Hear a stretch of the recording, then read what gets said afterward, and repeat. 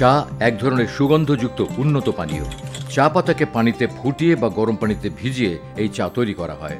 বলা হয় পৃথিবীতে পানির পরে চা বিশ্বের সর্বাধিক উপভোগ্য পানীয়। চায়ের স্নিগ্ধ সুগন্ধযুক্ত প্রশান্তিদায়ক স্বাদের জন্য অনেকেই এটা উপভোগ করেন।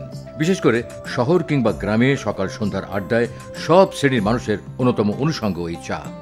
কিন্তু যদি শোনা যায় কোনো গরুরও এই চা নেশা রয়েছে, তবে তা অদ্ভুতই মনে হবে। কিন্তু অবিশ্বাস্য হলেও সত্যি, চুয়াডাঙ্গা সদর উপজেলার তিতুদাহ ইউনিয়নের আড়িয়া গ্রামে এমন একটা গরুর সন্ধান পাওয়া গেছে, যে গরুটিকে বলা হয় চাখোর।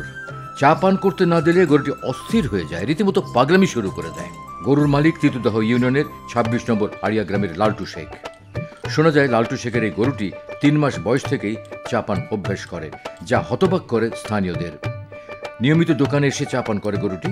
এরই মধ্যে গরুটি সেই রকম চাখর নামে পরিচিত হয়েছে।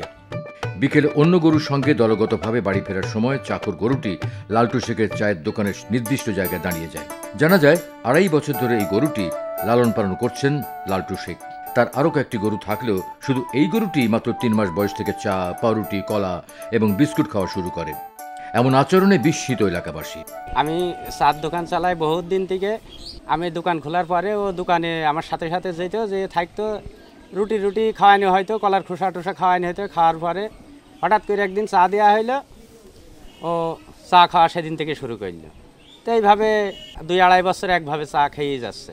এখন খাতি মানুষের মতোই অভ্যাস হয়ে গিয়েছে। চা না খেয়ে আর দোকান থেকে বাড়ি আসে না, চা খেয়ে তারপরে বাড়ির ভিতরে আসে। শুধু দেশেই নয়, বিদেশেও অনেকে গরুকে পরিবারের একজন সদস্যদের মতোই লালন পালন করেন।